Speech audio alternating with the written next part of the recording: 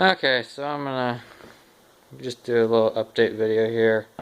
It's late, about 11 o'clock at night, but I've been working on stuff. I moved all my stuff over to where I was storing my saws, you can see from where I stored my saws. I moved everything, my workbench, all my stuff, or all the stuff I owned, and then that's really about it. Moved the ATC 110 that I got from a guy I was working on, and then I already stored my 200 and the 185 and the go-kart in here. Uh, but I had to move all this over. There's that mini bike too, and that yellow CT90 I took back to the neighbor. The reason was is I got kicked out of our shop. I'm not gonna say any more than that, but so I moved all my stuff in here, and which is actually nice because this is the whole room here is insulated, and there's actually an old wood or diesel heater back there, and I've got a little heater in here, and so it's actually nice in here. It takes up a little bit more room. Once I get the 110 out of here, and then there's some tires back there and everything like that, the 110 will go back over in here with this. And so then it'll free this bay up pretty good. And, if I ever do something with that mini bike, and when I finish the 110 though, I'm going to go take that yellow dirt bike and do that and finish it up, and have a trailer too that I'm going to bring in here this winter, and just got plywood sides on it, and I'm going to beef a bunch of the welds up, and then go and weld brackets, make the tear the plywood sides off and do all the welding I want, and then put the brackets on to put like 2x4 sides on it, because then I can haul 3-wheelers when I get my truck, and everything, haul wood in it. I can put the sides on or have it as a flatbed, and probably put the sides on, haul 3-wheelers and wood, and then when I do hay and stuff like that, I can take the sides off, make it a flatbed, and buck hay and throw hay on it, because you can hold not a whole lot, but quite a bit. It was originally designed as a snowmobile hauling trailer, so it's made for hauling like 3-wheelers and quads and stuff. But now you can see I got, those are some old Harley Davidson tanks. Those are worth money. That guy gave my uncle, and my uncle gave them to me. Garbage. All those cans are gonna get shot tomorrow. You can see I set it up just like down when it was before. That's the 32-inch bar off the 372. Spare bars. That big jug there is what I'm going to store all my used motor oil in now. It's a 5-gallon. Then I got some little ones there for, what's it called? Let me see. For just, putting draining oil into, and then a little milk jug because I didn't have a pan that I owned, and all my parts underneath. My flashlight keeps going off. All my stuff underneath and everything, and you can see I still got there's 365 and all my stuff, and Dremel tool, and turn the light off, Dremel tool and everything underneath there, wrenches, and and let you see here, I got, come back to that. You can see the pressure vacuum kit. That top tire is to the trailer I was talking about welding. It's a spare tire for it. I was hauling hay one day. I just jumped on it or hooked up to our tractor, my neighbor's tractor, and took off. And anyways, it was flat, and I ran it off the rim. No big deal. I thought, okay, I just put it back on the rim, and I knocked the valve stem out, which my uncle worked at Les Schwab, so I'll probably have him put a new valve stem in it sometime. And then that second one from the top, that came with the 185. It's a brand new tire. I just took it off. And then those ones underneath came with the 185. They're on rims. The rims are shit on them, but and they don't fit either. So I'm just gonna sell those. And pressure vacuum kit, 455. All my saws. That's the rear fender on the 110. My trailer, stretcher down there. Ramps, those are my dad's. All my lawn stuff, which it's done for lawn stuff for the year, but give you a look in here real quick. All the 110 parts. That's the 110's wheel. Got the 200 and the 185 and the go-kart in here. See, on the 200 I went and painted the exhaust. Let me get my other flashlight here. Painted the exhaust all the way down and all back behind. You can see. And then right here, I wrapped it. I had a hole there, so I put some tin foil and got some wrapping, wrapped it, and that turned out good. Got it all painted and everything, no more leaks, and that's about all I've done to the 200. And then this is the new three-wheeler. This is a 1983 Honda 185S. It's the exact same motor as the 200, you know, as this is the ES 200 ES, same motor in this as the 185S. Manual start, no electric start, no battery. Was in really good shape. I changed the oil in it, put a new plug in it, and put an air filter in it. And the only thing I had to do is the back tires were junk, so we went and my mom bought this actually for her own, and then I've just been fixing it. And she went and bought two brand new, just standard 22 by 11 by 8 knobby tires. Put those on the original rims and put those on, so they're working good. I've got them tight right now because they've been on there for, I think this is the second day, and I'm going to let the beads seat real good, then let them back down to where the pressure is. And the front tire is the original. That was the only one that stayed up, and you can see the tread patterns. Let me get my flashlight back out. It's way different, you can see. But no, and I just went and painted this just tonight, painted the exhaust on it, and then wrapped the exhaust on it too. There you can see it had a couple holes in it, just little ones, and painted all of it and everything. And the only thing that I'm still doing to this is my brake cable for the rear brakes, from the front to the back was boogered up and just got a bunch of crud. You can see it on the ground over there. I'm trying to break it free. I might just get a new one. But no, that's the new 185. That was just a quick overview. I didn't get started or anything. And what I'm going to do to it is we bought this utility or three-wheeler. So this back handle here, I'm going to build a rack this winter. Once I get my welder, I'm going to build a rack. This will pull out, and I'll run square tubing out. Probably to about here. It's just, this is all we're going to haul is hay on it, just like that for my mom. We use it for feeding our cows.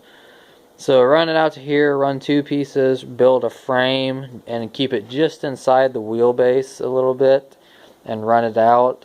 And I'm going to try to run some kind of brace down below. Let me get my flashlight back out. Run some kind of brace down below and weld a bracket or something down underneath. So that way it gives it a little bit more support. And then I want to make it where it's unboltable, so I could just unbolt it if I wanted to, if I want to go riding, and just put this back on. But I kind of want to copy the idea. There's on this 110, this has a hitch on it, which was made, and you can see how they made it. But what they did is they left the handle on because it's a different setup. But how they put their bottom cross piece on, as you can see, they mounted it to the bottom like the skid plate. Here's the skid plate right here, and there's a hole they drilled somewhere.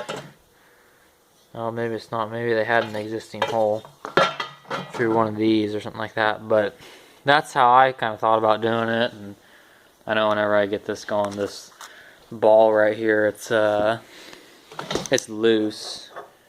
It turns, and I cannot get it off. I heated it, and you can see the nut that's on it. So I'm gonna get my neighbor to cut that off with a torch, and I'm gonna take all that off because they didn't paint it, and I'm gonna paint it. But no, that's, like I said, that's the 110, that's the 185. My welding projects for the winter are gonna be, welding a rack for that, welding on my trailer and making it better. Maybe put some bigger tires on it so it's a little more roadworthy, and then I'd have to rewire lights on it too, because I took the old ones off, they were rotten. And get the 110 going, get that yellow CT90 going, maybe a mini bike, I might sell that one and get a different one because I can't find parts for that one. And then, so on to 372. What we had was, got the adapters from Myrtle Creek Saw Shop. Shout out to Rich, he got me them real quick. I ordered them, I'm in Northern Oregon. I ordered them on a Monday morning, and I got them on a Wednesday morning, or Wednesday mid-afternoon, a little bit after lunch. Got them, and all I got was the block off series. You can see that there's rubber, you can make them out of rubber inner tube. There's 2 of them, and then I got the adapter for the plug hole. That's what I got from him. Slick setup for it. What I was hoping is, this saw has never had the flywheel off since it was built, because when my dad built this, he just took the case, and the case had the flywheel on it and had the clutch on it. And so they've never been off since this saw was put together at factory. So what happened was, you know, I had to bolted everything down, and what I want to do is pull the flywheel off so I can see the flywheel seal, you know, the seal behind here. Same thing with the clutch, see the seals. I could not get, since I got kicked out of the shop, I didn't have access to our air wrench. I would have just used an air wrench with my clutch removal tool and spun this off. My impact won't do it, and I could not get it to come off. So that screwed me there. And then the flywheel, I used a knocker on it, just a homemade knocker, but I could not get it, so I have this puller, and this puller fits on it. Doggone it, I was going and pulling on it today, because I figured it today, pulling on it, and I don't know if you all are going to be able to see or not, but right, you can kind of see where that, right on the shaft, or the crankshaft there, where the nut would go, you can kind of see that little bit of that black line right there. That's a crack. So as I was cranking that down, it's the same, the shafts of this piece on the puller, the end, fits in here perfect. Fits in right here. Perfect. That was so old, it cracked that. The nut still goes on, but it goes on rough. So what I'm going to do is, I have a neighbor who is a professional timber cutter, and he has a bunch of old saws. He owes me, I mowed his lawn, he owes me some money.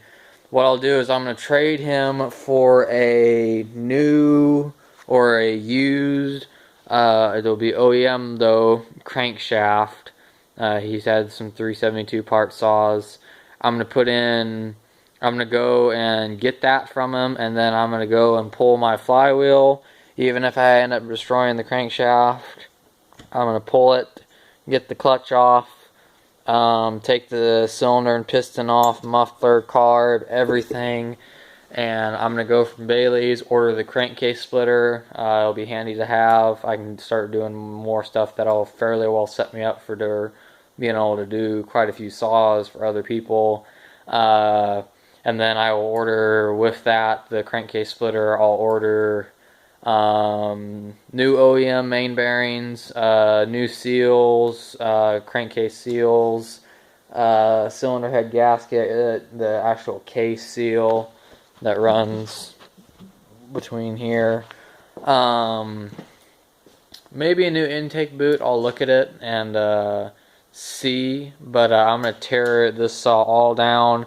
I'll put new main bearings in it, new seals. I might re-ring it. I know the piston and cylinder are good. I might re-ring the piston, and then I'll put new main bearings in on the crankshaft, and then I might put like on the actual crankshaft, on the rod on it, I might put a bearing there.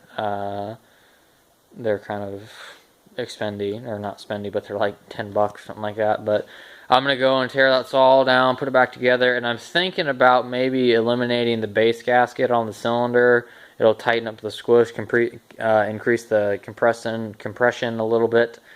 Don't know. I'm gonna read up on it some and see, because then that'd be dual port muffler, unlimited coil, and then have the squish tightened up a little bit on it. Just a way you don't have to deck it then, because I don't have a lathe, and or anyone that has a lathe, and uh, I'd put a real thin layer of silicone on it, just so it had something to adhere to, not just metal on metal, and make somewhat of a gasket. But I'm gonna do that. I'm gonna have my mom. I'm gonna talk to the timber cutter tomorrow, hopefully, and see if I can get the see. He has a 372, and I think his is an XPW, the one I've seen. I think the crankshaft should work, and just the old XPs, they're just all the same. It's X torque, but you don't have any of the you know XP, you don't have any of the emissions crap on it now. But I do know the XPW. I think the one he had is a big block, and you sometimes have to modify the the rod on it a little bit. But I'm gonna get a new crankshaft or a used crankshaft. It'll be OEM. Put that in there. So I'll split. What I'll do is I'll tear everything out: flywheel, clutch, cylinder, piston. Tear everything down. Find out what I need. If my intake boot needs to be replaced or whatever. Order all the parts. Get the crankcase splitter. Split the crankcase. Put in new main bearings. Reseal the whole saw. Maybe re-ring it depending on how much rings are. Basically make the saw brand new, other than cylinder and piston, and they're really good OEM 372 parts. Just make the saw basically brand new again, other than like carburetor. I might even rebuild the carb on it, but I'm gonna do that here hopefully in the next day or two. That's just, I don't want to get rid of the saw just because my dad built it, and a new saw is $800. I'd rather put some money in this and have this for my good saw. And if I was to buy even just a plain old stock 372 with 20-inch bar and half wrap handlebars and put on my put my 32 and 4 wraps on it and dogs, it'd be about $840 I think from Bailey's, and it ain't cheap. So no, I'm gonna just go and do some work to that and everything, and if worst comes to worst and I can't find a crankshaft, I'll go and sacrifice the 365 and pull the crank out of it and stick it in the 372. But I should be able to get a part saw, hopefully, or just even the crankshaft from neighbor down the road. But yeah, so we're still working on that. But that's what I've been up to. And like I said, this will be the new shop. This will be where I do all my filming and everything now, and see where I work, and be a little bit different, but it'll all work out pretty good.